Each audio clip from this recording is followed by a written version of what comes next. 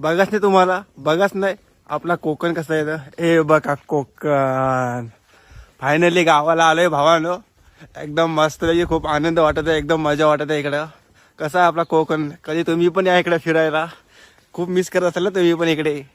इथं प्रत्येकाच्या नशिबात नाही कोकण. काय त्या चार भिंतीमध्ये राहणं, ते काय जग आहे काय ते. काय आयुष्यभर 12 तास काम करणं, हे ते वगैरे. दुसऱ्याच्या हाताखाली काम करून त्याला शेड बनवणं. आणि आपली पिढी गुलामी करत चालली यार. आपण पण यार व्यवसाय वगैरे करा स्वतःचं, काय छोटंसं असेल तर. म्हणून आपण पण ट्राय करणार आहे. जे होईल ना ते स्वतःच करणार. पण दुसऱ्या किती पण आपण मोठं करत राहणार.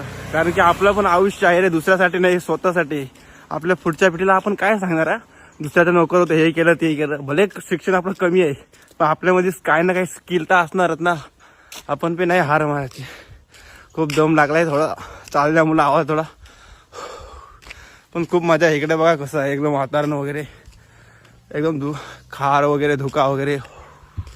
एकदम भारी, एकदम वातावरण तर खूप मस्त आहे. माणगावमध्ये, रायगड माणगावमध्ये एकदम